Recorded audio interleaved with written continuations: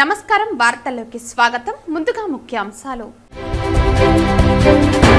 Revenue అంశాలపై తహసీల్దార్లు వెంటనే స్పందించి బాధితులకు న్యాయం చేయండి. మ్యూటేషన్లు, వెబ్ ప్లాన్ కరెక్షన్లపై అందే అర్జీలను తహసీల్దార్లు పరిశీలించి పరిష్కరించేలా చొరవ చూపండి. కోర్టు కేసులకు నిర్ణీత గడువులోపు కౌంటర్లు దాఖలు చేయండి. పీజీఆర్ఎస్ రీసర్వేకు సంబంధించి అందే దరఖాస్తుల పరిష్కారానికి అధిక ప్రాధాన్యత ఇవ్వండి పేర్కొన్న చిత్తూరు జిల్లా కలెక్టర్ సుమిత్ కుమార్. రాష్ట్ర బడ్జెట్ పై వైకాపా నాయకుల విమర్శలు పసలేనివి, అర్థం లేనివి. విమర్శించాలని విమర్శించడమే. రాష్ట్ర బడ్జెట్ లో అభివృద్ధికి, సంక్షేమానికి సమ ప్రాధాన్యత ఇవ్వటం జరిగింది వెల్లడించిన టీడీపీ రాష్ట్ర కార్యదర్శి వెంకటిల సురేంద్ర కుమార్.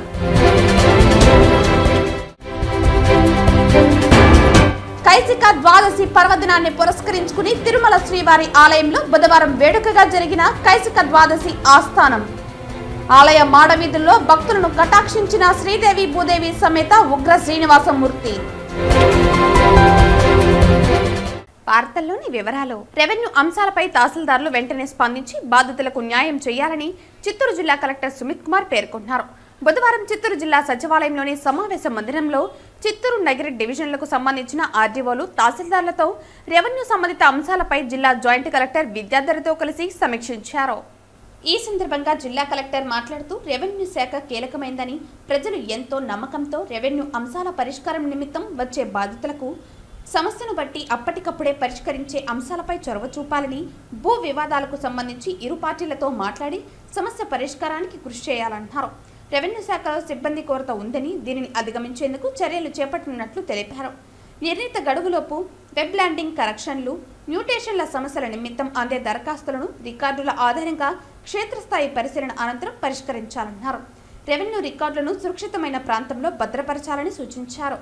ప్రభుత్వ భూములను కాపాడడంతో పాటు ప్రజలకు రెవెన్యూ శాఖపై విశ్వాసం పెరిగేలా పనితీరు ఉండాలన్నారు. ప్రభుత్వ సంక్షేమ పథకాలు పొందేందుకు రైతులకు అవసరమైన పత్రాలను వెంటనే అందించేలా కృషి చేయాలన్నారు. రీసర్వేపై అందే దరఖాస్తులను పరిష్కరించేందుకు మరియు పీజీఆర్ఎస్ అర్జీల పరిష్కారానికి అధిక ప్రాధాన్యతనిస్తూ షెడ్యూల్ మేరకు అర్జీదారులతో ప్రతి శనివారం హీరింగ్లు నిర్వహించి చర్యలు చేపట్టాలన్నారు. గ్రామాల వారీగా అందిన సమస్యలను విభజించుకుని సంబంధిత బీఆర్ఓతో క్షేత్రస్థాయిలో పరిశీలించి అర్జీల పరిష్కారంలో ప్రత్యేక శ్రద్ధ చూపాలన్నారు. దారి సమస్యలు, శ్మశాన వాటికల ఆక్రమణలు, వివిధ ప్రభుత్వ సంబంధిత శాఖల ఆధీనంలో ఉన్న ఆస్తుల పరిరక్షణలో రెవెన్యూ శాఖ కీలకమని, ఆక్రమణల తొలగింపు చర్యలు చేపట్టాలని అన్నారు. పంచాయతీరాజ్, విద్య, వైద్య, ఇరిగేషన్, దేవాదాయ శాఖ, పంచాయతీ, మార్కెటింగ్ సంబంధిత శాఖల ఆధీనంలో ఉన్న భవనాలు, భూములు ఆక్రమణకు గురైనప్పుడు రెవెన్యూ శాఖతో సంబంధిత శాఖలు సమన్వయం చేసుకుని వీటి తొలగింపుకు చర్యలు చేపట్టాలని సూచించారు. కోర్టు కేసులలో నిర్ణీత గడువులోపు కౌంటర్లు దాఖలు చేయాలని, చివరి నిమిషం వరకు వేచి ఉండకుండా ఇందుకు సంబంధించిన రికార్డులను సిద్ధం చేసుకుని ముందస్తుగా దాఖలు చేసేలా పనిచేయాలని ఆదేశించారు. రాష్ట్ర ప్రభుత్వం ప్రజా సమస్యల పరిష్కార వేదిక కార్యక్రమాన్ని అత్యంత ప్రాధాన్యత అంశంగా తీసుకుని నిర్వహిస్తోందని, జిల్లా కేంద్రానికి వచ్చి అర్జీలు అందించిన సమస్యల పరిష్కారానికి సంబంధిత తహసీల్దారులు అర్జీలతో జూమ్ కాన్ఫరెన్స్ ద్వారా చర్చించి పరిష్కరించేందుకు కృషి చేస్తామన్నారు. జిల్లా జాయింట్ కలెక్టర్ మాట్లాడుతూ వీఆర్ఓలకు వారి విధులకు సంబంధించిన డివిజన్ స్థాయిలో శిక్షణ కార్యక్రమాలు నిర్వహించేందుకు చర్యలు చేపట్టనున్నట్లు, తద్వారా వారి పనితీరును మెరుగుపరిచేందుకు కృషి చేయనున్నట్లు తెలిపారు. ఈ సమావేశంలో డిఆర్ఓ మోహన్ కుమార్, చిత్తూరు నగిరి ఆర్డీఓలు Srinivasulu, Bhavani Shankar, collectorate AO Kulasekhar, survey శాఖ ఏడీ జయరాజ్, సంబంధిత తహసీల్దారులు తదితరులు పాల్గొన్నారు.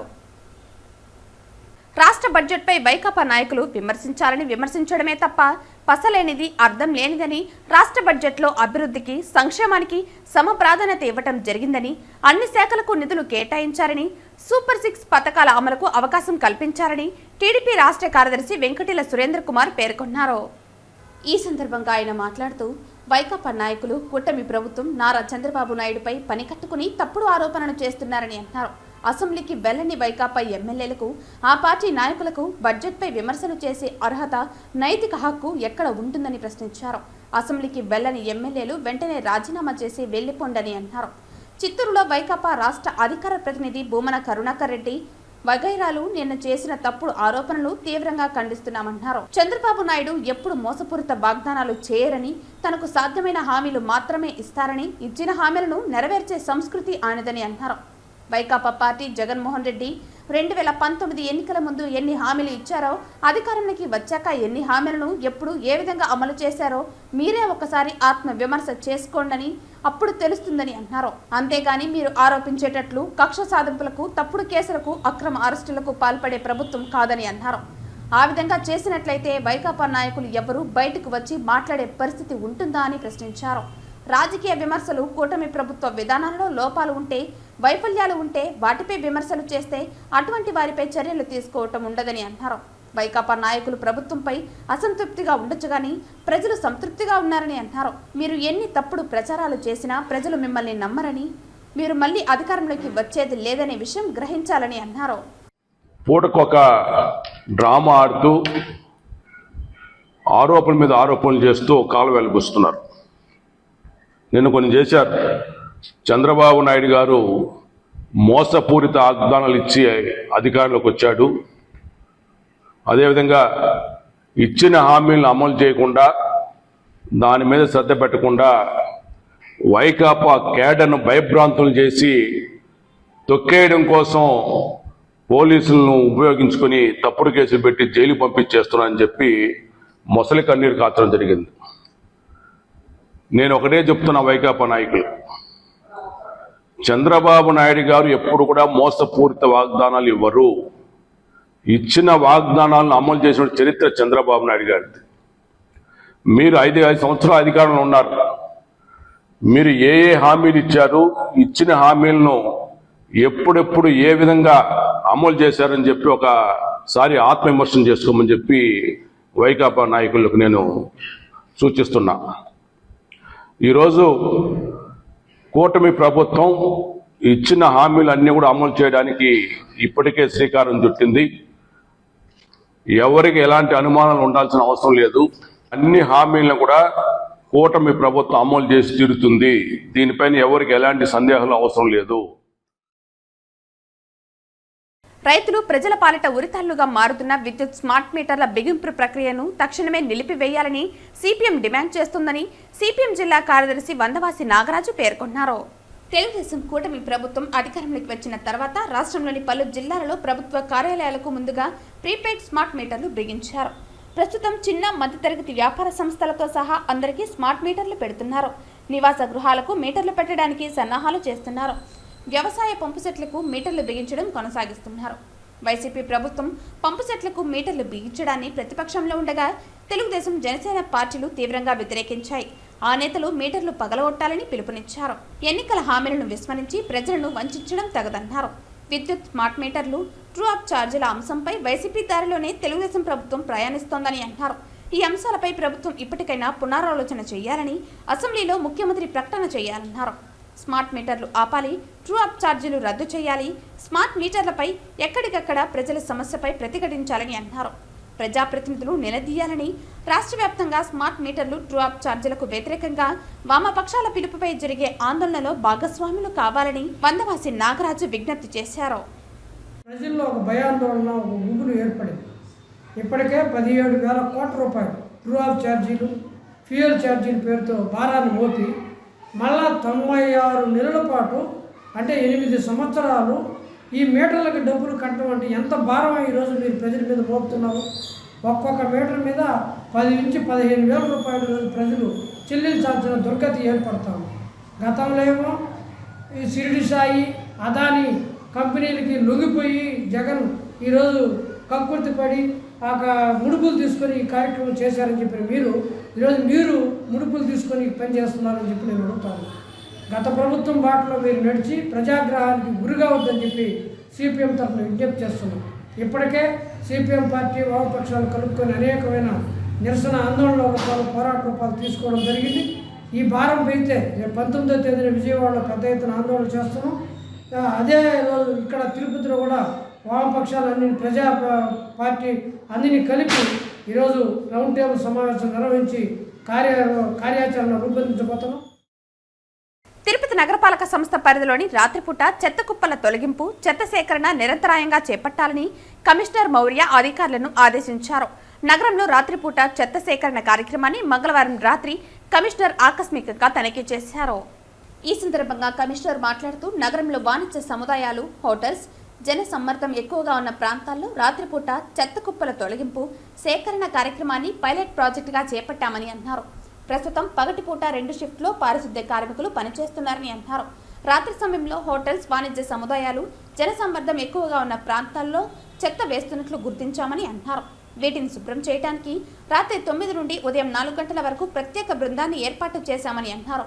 ఇందుకోసం 20 మంది పారిశుద్ధ్య కార్మికులు, 6 మంది డ్రైవర్లు, 6 వాహనాలు, 6 ట్రాక్టర్లతో చెత్త కుప్పల తొలగింపు, చెత్త సేకరణ పనులు చేస్తున్నామని అన్నారు.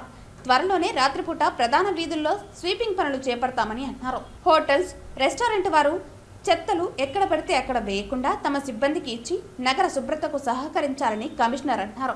కమిషనర్ వెంట corporator Narasimhachari, health officer doctor యువ అన్వేష్, పారిశుద్ధ్య సిబ్బంది తదితరులు పాల్గొన్నారు. అందరికీ నమస్కారం. మనము జనరల్గా ఏదైతే శానిటేషన్ వర్క్ ఉంటుందో ఒక 2 షిఫ్ట్స్లో మార్నింగ్ 5:30 నుంచి ఆఫ్టర్నూన్ వరకు అండ్ మళ్ళీ ఆఫ్టర్నూన్ 2 o'clock నుంచి ఈవినింగ్ 6 వరకు 2 షిఫ్ట్స్లో చేస్తూ ఉంటాము.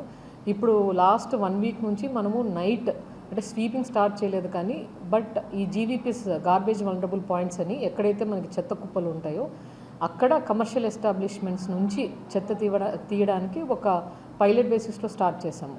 సో మొత్తము all through out the town night మనము 9 o'clock నుంచి మార్నింగ్ 4 o'clock వరకు ఒక 20 శానిటేషన్ వర్కర్స్తో ప్లస్ 6 డ్రైవర్స్తో ఒక 6 వెహికల్స్ అంటే 2 కాంపాక్టర్స్, ఒక 4 ట్రాక్టర్స్ పెట్టి మనం ఈ కమర్షియల్ ఎస్టాబ్లిష్మెంట్స్ నుంచి తీయడం జరుగుతుంది. అలాగే జీవీపీస్ పడుతున్న చోట తీయడం జరుగుతుంది. సో ఫస్ట్ ఇది మనం పైలట్ బేసిస్లో ఇది చేయగలుగుతున్నామంటే నెక్స్ట్ వర్కర్ స్టాఫ్ పొజిషన్ చూసుకొని మన స్వీపింగ్ కూడా మెయిన్ రోడ్స్లో, ఎస్పెషల్లీ రైల్వే స్టేషన్ ఏరియా ఉంటుంది, బస్ స్టాండ్ ఏరియా ఉంటుంది, ఎక్కడైతే బిజీ ఏరియాస్ ఉంటాయో అక్కడ కూడా స్టార్ట్ చేయడం జరుగుతుంది. ముఖ్యంగా నా విజ్ఞప్తి ప్రజలకి, ఇప్పుడు నైట్ కూడా స్టార్ట్ చేస్తున్నారు కాబట్టి కమర్షియల్ ఎస్పెషల్లీ హోటల్స్, చిన్న చిన్న హోటల్స్ ఉంటాయి, రెస్టారెంట్స్ ఉంటాయి, వీటిని బయట వచ్చి పడేయకోకుండా అక్కడ పెట్టుకుంటే నైట్ 9 o'clock నుంచి స్టార్ట్ అవుతుంది. అక్కడ మీరు మీ డస్ట్బిన్స్ కానీ మీ ఉన్న కవర్స్ ఇస్తే అవి తీసుకొని మేము క్లియర్ చేయడం జరుగుతుంది. Thank you. డ్వాక్రా మహిళలు తయారు చేసే ఉత్పత్తుల ఆన్లైన్ విక్రయాల కొరకు ప్రభుత్వం ప్రవేశపెట్టిన నూతన యాప్ పట్ల ప్రజలకు అవగాహన కల్పించాలని నగరపాలక సంస్థ కమిషనర్ మౌర్య మెప్మా అధికారులకు ఆదేశించారు. నూతన ఆన్లైన్ యాప్ డ్వాక్రా ఉత్పత్తులపై నగరపాలక సంస్థ కార్యాలయంలో మెప్మా అధికారులతో బుధవారం కమిషనర్ సమావేశం నిర్వహించారు. నూతన ఆన్లైన్ యాప్ డ్వాక్రా ఉత్పత్తులపై నగరపాలక సంస్థ కార్యాలయంలో మెప్మా అధికారులతో బుధవారం కమిషనర్ సమావేశం నిర్వహించారు. ఈ సందర్భంగా కమిషనర్ మాట్లాడుతూ డ్వాక్రా మహిళలు తయారు చేసే వివిధ వస్తువులను డిజిటల్ మార్కెటింగ్ చేయించేందుకు ప్రభుత్వం అమెజాన్, ఫ్లిప్కార్ట్ యాప్ వలె ప్రభుత్వ ప్రత్యేక యాప్ రూపొందించిందని అన్నారు. Open network for digital commerce online ప్లాట్ఫామ్పై ఈ యాప్ను రూపొందించడం జరిగిందని అన్నారు. ఓపెన్ నెట్వర్క్ ఫర్ డిజిటల్ కామర్స్లో మై స్టోర్ అనే యాప్ను డౌన్లోడ్ చేసుకుంటే ఉచితంగా కొనుగోలు ప్రక్రియ ప్రారంభించవచ్చునని తెలిపారు. ఈ యాప్లో బుక్ చేసుకున్న వస్తువులను 7 రోజుల్లోపు కొనుగోలుదారులకి డెలివరీ చేసేలా రూపొందించబడిందని తెలిపారు. కాగా యాప్లో కొనుగోలుదారులు కొనుగోలు చేస్తే ఆ నగదు నేరుగా డ్వాక్రా మహిళల బ్యాంక్ ఖాతాలోకి జమ అయ్యేలా రూపొందించడం జరిగిందన్నారు. డ్వాక్రా మహిళలు ఆర్థికంగా ఎదగాలన్నదే ధ్యేయంగా రాష్ట్ర ప్రభుత్వం ఈ యాప్ని తీసుకొచ్చిందని అన్నారు. ఈ యాప్ వినియోగించడం వలన కలిగే లాభాలను ప్రజలకు విస్తృతంగా అవగాహన కల్పించాలని అన్నారు. ఈ సమావేశంలో deputy commissioner Amarayya, smart city GM Chandramouli, MEPMA PD Radhamma, సిఎంఎంలు కృష్ణవేణి, సోమకుమార్ తదితరులు పాల్గొన్నారు. తెలుగు జాతీయ గ్రంథాలయ వారోత్సవాలను ఈ నెల 14వ తేదీ గురువారం నుండి 20వ తేదీ వరకు ఘనంగా నిర్వహిస్తున్నట్లు, అందులో భాగంగా ఆంధ్రప్రదేశ్లోని విజయవాడ, విశాఖపట్నం, గుంటూరు, తిరుపతి ప్రాంతాల్లో ఈ వారోత్సవాన్ని ఘనంగా నిర్వహిస్తున్నట్లు ప్రభుత్వ ప్రాంతీయ గ్రంథాలయం మరియు గెజిటెడ్ లైబ్రేరియన్ వెనెటి సూర్యనారాయణ పిలుపునిస్తూ బుధవారం ఒక ప్రకటనలో పేర్కొన్నారు. బుధవారం ఒక ప్రకటనలో ఈ వారం రోజులు ఏపీలోని పై తెలిపిన ప్రధాన పట్టణాల్లో మొదటి రోజు 14వ తేదీ ప్రారంభోత్సవ వేడుకలను జరుపుకుంటామన్నారు. ఇక వరుసగా 15వ తేదీ పుస్తక ప్రదర్శన, 16వ తేదీ గ్రంథాలయ అధికారుల సదస్సు, 17వ తేదీ కవి సమ్మేళనం, 18న పాఠశాల విద్యార్థులకు వ్యాసరచన మరియు చిత్రలేఖన పోటీలు నిర్వహిస్తామని, 19వ తేదీ స్వర్గీయ మాజీ ప్రధాని ఇందిరాగాంధీ జన్మదినం సందర్భంగా మహిళా సాధికారపై చర్చా కార్యక్రమం ఉంటుందన్నారు. ఇక చివరి రోజు 20వ తేదీ ముగింపు సమావేశాలు ప్రముఖులతో ఏర్పాటు చేస్తామని, అదే రోజు పోటీలలో గెలుపొందిన వారికి ముఖ్య అతిథులచే బహుమతుల ప్రదానం చేస్తామన్నారు. 57వ జాతీయ గ్రంథాలయోత్సవాలలో భాగంగా ప్రభుత్వ ప్రాంతీయ గ్రంథాలయం తిరుపతి నందు ఈ గ్రంథాలయం ముందు రేపటి దినం అనగా 14/11/24 నుంచి 20/11/24 వరకు వారం రోజుల పాటు గంధాల వారోత్సవాలు జరుగుతాయి. రేపు బాలల దినోత్సవం సందర్భంగా ప్రారంభ వేడుకలు మొదలవుతాయి. ఈ వేడుకలకు ఈ ప్రారంభోత్సవానికి university librarian professor K Surendra Babu గారిని ముఖ్య అతిథిగా పిలవడం జరిగినది. విశిష్ట అతిథిగా కె ఆనంద్ కుమార్ గారు హెచ్ఎం టీబీఎం గారిని టీబీఎం స్కూల్ వారిని పిలవడం జరిగినది. అలాగే 15, 11, 24 నందు పుస్తక ప్రదర్శన జరుగుతుంది. పుస్తక ప్రదర్శనకు ప్రారంభోత్సవానికి శ్రీ కె శివకుమార్ గారిని professor in chemistry SV arts college Tirupati నందు వారిని కూడా పిలవడం జరిగింది. ఈ రకంగా ప్రతిరోజు వారం రోజుల పాటు వేడుకలు జరుగుతాయి. ముగింపు ఉత్సవాలు 20 తేదీ 20, 11, 24 నందు జరగబోతున్నాయి. కైసిక ద్వాదశి సందర్భంగా తులసి చెట్టుకు మహిళలు విశేష పూజలు నిర్వహించారు. తిరుపతి బీజేపీ తూర్పు మండల మహిళా అధ్యక్షురాలు విగ్రహాల కళ్యాణి సమక్షంలో తులసి చెట్టుకు విశేష పూజలు నిర్వహించి మొక్కులు చెల్లించుకుంటున్నారు. కైసిక ద్వాదశి తులసి ద్వాదశిగా కూడా వ్యవహరిస్తారు. కార్తీక మాసం శుక్లపక్షంలో వచ్చే ద్వాదశిని క్షీరాబ్ది ద్వాదశి, హరిబోధిని ద్వాదశి అని, చినుకు ద్వాదశి, కైసిక ద్వాదశి అని అంటారు. ఈ రోజుని తులసి ద్వాదశి అని కూడా అంటారు. శ్రీలక్ష్మితో కూడిన శ్రీమన్నారాయణుడు తులసి బృందావనంలో ఉంటారని, అందుకే బృందావనంలో శ్రీ మహావిష్ణువుని అర్చించిన సకల శుభాలు కలుగుతాయని పెద్దలు చెప్తారు. విష్ణు రూపమైన ఉసిరి కొమ్మకు లక్ష్మీ స్వరూపమైన తులసికి వివాహం చేస్తారు. కాగా తిరుపతి బీజేపీ తూర్పు మండల మహిళా అధ్యక్షురాలు విగ్రహాల కళ్యాణి సమక్షంలో తులసి చెట్టుకు విశేష పూజలు నిర్వహించి మొక్కలు చెల్లించుకున్నారు. విగ్రహాల కళ్యాణితో పాటు కుమారమ్మ, కుసుమమ్మ, జ్యోతి, ధనలక్ష్మి, భాగ్యలక్ష్మి తదితర మహిళా భక్తులు పాల్గొన్నారు. ఈరోజు ద్వాదశి రోజు తులసి రథం చేస్తారు. అందరూ మహిళలందరూ పూజిస్తారు. నెల్లి చెట్టు, తులసి చెట్టు పూజ చేయడం వల్ల దామోదరము తులసమ్మని ఇద్దరు పూజిస్తారు. మహిళలకి పసుపుతో సౌభాగ్యంగా ఉంటారు కాబట్టి అందరూ నెల్లికాయ దీపంతో కూడా పెట్టి హారతులు, మంగళహారతులు అందరూ ఒక 5 మందికి తాంబూలాలు ఇస్తారు. పసుపు అంతా ఇస్తారు. అందరికీ మంచి కలగాలని కోరుకుంటున్నాను. కైసిక ద్వాదశి పర్వదినాన్ని పురస్కరించుకుని శ్రీవారి ఆలయంలో బుధవారం కైసిక ద్వాదశి ఆస్థానం వేడుకగా జరిగింది. ఈ సందర్భంగా వేకువజామున 4:30 నుండి 5:30 వరకు శ్రీదేవి భూదేవి సమేత ఉగ్ర శ్రీనివాసమూర్తి ఆలయ మాడవీధుల్లో భక్తులను కటాక్షించారు. అక్కడక్కడ చిరుజల్లులు కురవడంతో కట్టాటోపం లోపల శ్రీవారు భక్తులను దర్శనమిచ్చారు. వెంకట తురైవార్ స్నపన బేరగా పిలిచే ఉగ్ర శ్రీనివాసమూర్తిని శ్రీదేవి భూదేవి సమేతంగా ఒక కైసిక ద్వాదశి రోజు మాత్రమే సూర్యోదయానికి ముందు మాడవీధులలో ఊరేగిస్తారు. అనంతరం స్వామి అమ్మవార్లను బంగారు వాకిలి చెంత వేంచేపు చేసి అర్చకులు పురాణ పట్టణంతో కైసిక ద్వాదశి ఆస్థానాన్ని శాస్త్రోక్తంగా నిర్వహించారు. పురాణాల ప్రకారం శ్రీ వైష్ణవ క్షేత్రాల్లో నిర్వహించే ముఖ్యమైన పర్వదినాల్లో కైసిక ద్వాదశి ఒకటి. శ్రీ వరాహ పెరుమాల్ కైసిక పురాణంలోని 82 శ్లోకాలతో శ్రీ భూదేవికి కథగా చెప్పిన రోజును కైసిక ఏకాదశిగా పిలుస్తారు. ఈ కథ ఆధారంగా కైసిక ద్వాదశి ప్రత్యేకతను సంతరించుకుంది. కైసిక ద్వాదశి పురాణ నేపథ్యం విశేష ఘట్టాలతో కూడుకున్నదే. శ్రీ నంబదువన్ సత్యమూర్తి అనే భక్తుడు స్వామివారికి కైసిక రాగంలో అక్షరమాలను నివేదించడానికి వెళుతుండగా మార్గమధ్యంలో ఒక బ్రహ్మ రాక్షసుడు తారసపడి తినేస్తానన్నాడు. తాను శ్రీవారికి సంకీర్తనార్చన చేయడానికి వెళ్తున్నానని, తప్పక తిరిగి వచ్చి ఆ బ్రహ్మ రాక్షసుని క్షుద్బాధను తీరుస్తానని నందుభవాన్ ప్రమాణం చేశాడు. అన్న ప్రకారం స్వామివారికి కైసిక రాగంలో అక్షరమాలను నివేదించి బ్రహ్మ రాక్షసుని చెంతకు వచ్చాడు. భక్త నంబదువాన్ భక్తికి నిత్య నిరతికి ముగ్ధుడై స్వామివారు మోక్షం ప్రసాదించారు. ఈ విధంగా ఉత్తాదన ద్వాదశికి కైసిక ద్వాదశి అనే నామకరణం కలిగింది.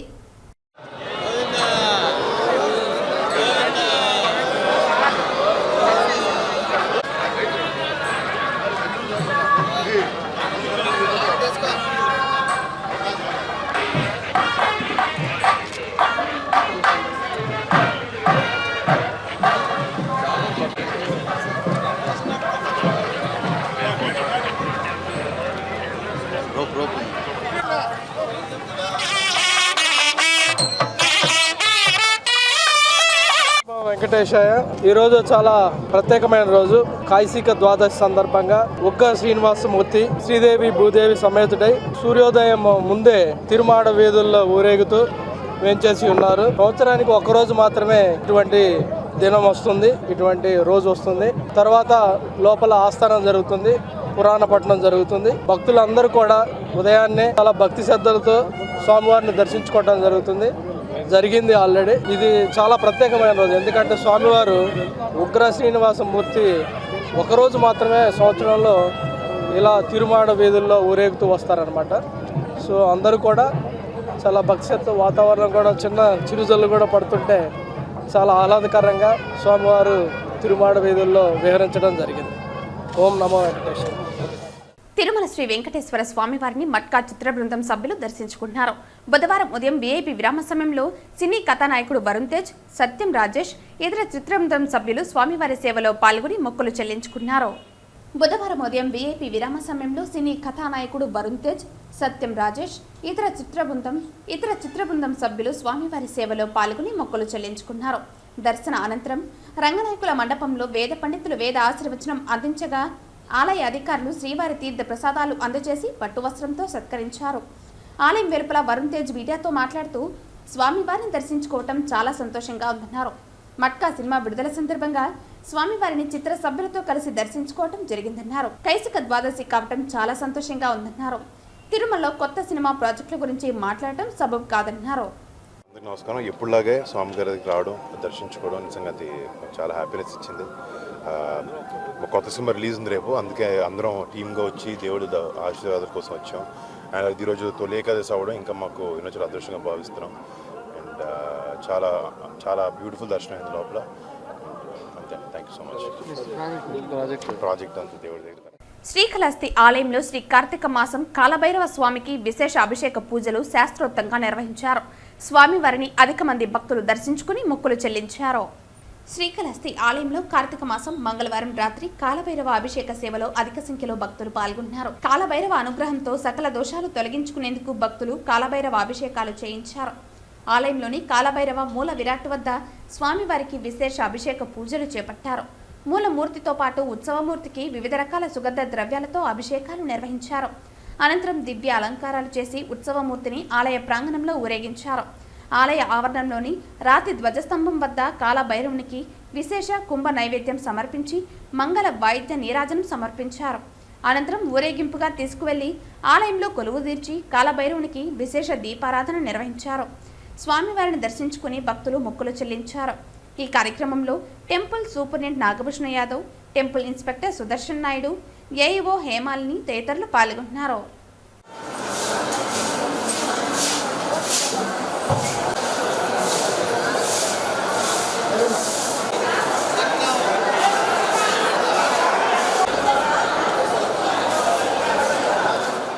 తొట్టెంబేడు మండలంలో అన్నదాతలు రబీ సాగుకు సిద్ధమవుతున్నారు. తూర్పు మండలాల్లో ప్రధాన కేంద్రాలుగా శ్రీకాళహస్తి, తొట్టెంబేడు మండలాల్లోని వరి పంటను సాగు చేస్తారు. గత ఖరీఫ్ సీజన్లో అన్నదాతలకు బాగానే సాగు వచ్చినా గిట్టుబాటు ధర మాత్రం అంతంత మాత్రమే. ప్రస్తుతం రబీ సీజన్ గత నెల అక్టోబర్ 5 నుండి ప్రారంభమైంది. మండలంలో వరి పంట 4425 హెక్టార్లలో ప్రస్తుతం 600 హెక్టార్లలో సాగు చేయగా వేరుశెనగ 81 హెక్టార్లలో ఉంది. అయితే వేరుశెనగ పంట మాత్రం బోనుపల్లి, చిట్టత్తూరు కొన్ని ప్రాంతాల్లోనే సాగు చేస్తారు. ఇక మండలంలో మొత్తం అన్ని పంటలు కలిపి 4653 హెక్టార్లలో సాగిస్తున్నారని వ్యవసాయ అధికారి సురేందర్ రెడ్డి తెలిపారు. ప్రస్తుతం కేఎన్ఎం 1638, బీపీటీ 5204, ఆర్ఎన్ఆర్లు 15408 రకాలు పండించాలని కోరగా వేరుశెనగ పంట మాత్రం ట్యాగ్ 25 విత్తనాలు మాత్రమే సాగు చేస్తారు. గత ఖరీఫ్లో అన్నదాతలు 1010, 1770 హెక్టార్లలో పండించగా ధరలు మాత్రం బాగానే వచ్చాయని, పెట్టుబడులు ఎక్కువ అవుతుండగా తొట్టెంబేడు మండలంలో సాధారణ వర్షపాతం 264.6 మిల్లీమీటర్లు కాగా నవంబర్ 7వ తేదీన 26.4 మిల్లీమీటర్లు పడింది. గురువారం రాత్రి నుంచి వరుణుడు శాంతించడంతో అన్నదాతలు, ప్రజలు కాస్త ఊపిరి పీల్చుకున్నారు. ఈ ఏడాది సాధారణ వర్షపాతం కంటే ఎక్కువగా వర్షపాతం నమోదైంది. అన్నదాతలు సేంద్రీయ వ్యవసాయం చేస్తే బాగుంటుందని, ఏవైనా అనుమానాలు ఉంటే వ్యవసాయ శాఖ కార్యాలయంలో తెలుసుకోవచ్చునని ఏవో వివరించారు. వార్తలు ముగించే ముందు ముఖ్యాంశాలు మరోసారి. రెవెన్యూ అంశాలపై తహసీల్దార్లు వెంటనే స్పందించి బాధితులకు న్యాయం చేయండి. మ్యూటేషన్లు, వెబ్ ప్లాన్ కరెక్షన్లపై అందే అర్జీలను తహసీల్దార్లు పరిశీలించి పరిష్కరించేలా చొరవ చూపండి. కోర్టు కేసులకు నిర్ణీత గడువులోపు కౌంటర్లు దాఖలు చేయండి. పీజీఆర్ఎస్ రీసర్వేకు సంబంధించి అందే దరఖాస్తుల పరిష్కారానికి అధిక ప్రాధాన్యత ఇవ్వండి పేర్కొన్న చిత్తూరు జిల్లా కలెక్టర్ సుమిత్ కుమార్. రాష్ట్ర బడ్జెట్ పై వైకాపా నాయకుల విమర్శలు పసలేనివి, అర్థం లేనివి. విమర్శించాలని విమర్శించడమే. రాష్ట్ర బడ్జెట్ లో అభివృద్ధికి, సంక్షేమానికి సమ ప్రాధాన్యత ఇవ్వటం జరిగింది వెల్లడించిన టీడీపీ రాష్ట్ర కార్యదర్శి వెంకటిల సురేంద్ర కుమార్.